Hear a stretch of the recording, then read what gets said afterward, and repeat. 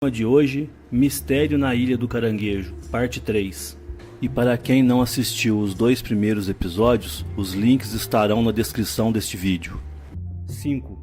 E por que não foram encontradas marcas de queimado deixados gravados no barco proveniente de um incidente com raio? 6. Sem tirar o fato de que naquela noite não houve chuva forte e raios naquela região, confirmados pelos registros da estação meteorológica. Portanto, podemos chegar à conclusão que seja lá o que aconteceu naquele fatídico dia, foi algo realmente fora do comum, excluindo completamente a hipótese de um simples incidente com raio, não acham?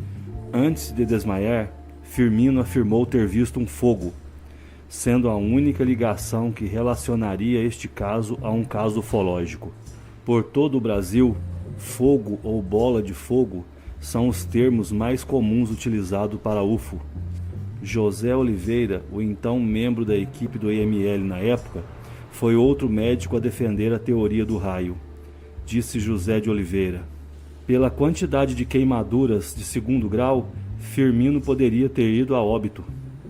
Acredito ter sido um raio, mas um raio teria ocasionado alguns danos de queimadura no barco e no corpo do homem que morreu também.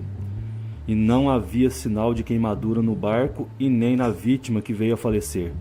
Bem, acho que as palavras do médico José de Oliveira vieram a consolidar assim nosso raciocínio, não acham? O corpo de José foi examinado apenas pelo legista que estava de plantão naquele dia, que afirmou no atestado de óbito que não havia marcas nem lesões no corpo. Nenhum dos médicos viu o barco ou o corpo de José. O Dr. Oliveira pegou os registros contendo todas as informações dos feridos nos arquivos do Instituto para examinar. Referente ao caso da queimadura na nádega de Aureliano, ele disse que, se ele tivesse sido atingido por um raio, provavelmente sua roupa também teria sido queimada. E as roupas de Aureliano e Firmino não tinham sinais de queimadura, assim mais uma vez confirmando nosso raciocínio. E esta teoria do raio era combatida pelo chefe de investigação criminal Clésio Muniz e também pelo sargento Antenor Costa, meteorologista da Força Aérea Brasileira, FAB, no aeroporto de São Luís, que discordava completamente desta desfundamentada teoria. Situado a 4 km a nordeste da Ilha do Caranguejo, o aeroporto de São Luís, na época, contava com 4 linhas aéreas nacionais, 2 regionais e várias empresas de táxi aéreo faziam uso do aeroporto. Nos registros da estação meteorológica, a indicação era de que não houve temporal nem relâmpagos. Entre as 17 horas de 25 de abril e 6 horas do dia 26, houve uma chuva leve às 23 horas e outra à meia-noite, mas o resto da noite foi calma e estava claro. Isso seria improvável, se não impossível. Um raio cair, atingir a areia, ricochetear para cima, se desviando para o lado, atingindo o barco. E se isso acontecesse realmente, teria causado queimaduras também na lona e não teria atingido várias pessoas ao mesmo tempo, porque estavam posicionadas em áreas muito diferentes do barco. E para que isso acontecesse, um raio precisava ser tortuoso com uma trilha sinuosa que estaria fora de padrão. E seria impossível ocasionar uma morte sem deixar queimaduras na vítima. Não existe a possibilidade de um raio queimar 2 indivíduos e causar a morte de um terceiro sem deixar marcas pelo corpo do mesmo, disse o sargento Costa. Só uma pequena observação. Falando de forma bem simples e a grosso modo, a eletricidade procura sempre o caminho mais fácil por condutividade. Então, todas essas curvas e zigue-zagues propostas por essa teoria seria infundado e completamente impossível. O diretor da estação meteorológica, Natalino Filho, disse que já que a água é um bom condutor de eletricidade, um raio poderia ter caído na água e chegado até o barco. Mas como Apolinário estava deitado no chão, por ser o ponto mais próximo da água, se fosse este o caso, seria o primeiro a morrer, acrescentou Natalino. Decididamente, não havia queimaduras no barco, pois foi feita uma inspeção. E mais uma vez se confirma aquele nosso rápido raciocínio. Firmino foi levado até São Luís para uma visita ao Dr. Silvio Lago, que havia vindo de Niterói e iria fazer uma regressão hipnótica nos 3 sobreviventes. O Dr. Lago, que além de médico e professor de medicina, já fazia uso da hipnose em sua profissão há uns 45 anos.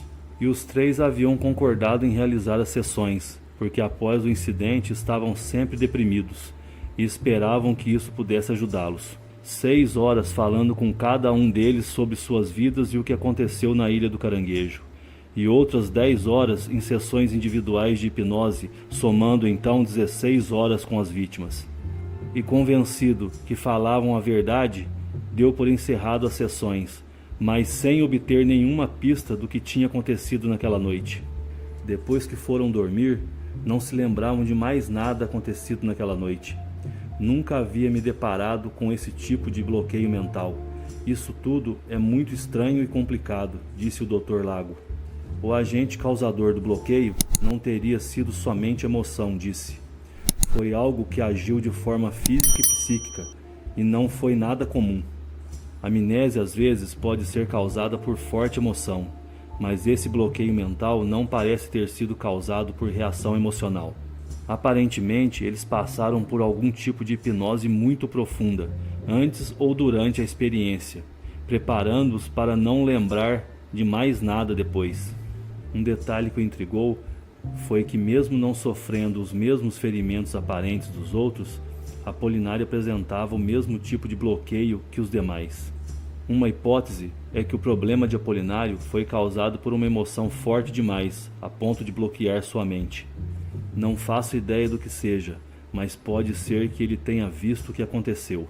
O que provocou o bloqueio mental foi muito mais forte do que a morte de seu irmão, porque ele se lembra de tudo antes e depois, mas não se lembra de nada do que aconteceu durante o incidente. E eu não conheço nada que possa ser pior que ver um irmão morrer e 2 homens ficarem feridos. E isso é muito estranho, disse o hipnólogo.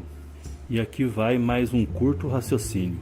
Entre as duas hipóteses lançadas pelo hipnólogo, fico com a de que tenham passado por algum tipo de hipnose profunda em meio àquela experiência para que não se lembrassem de mais nada depois.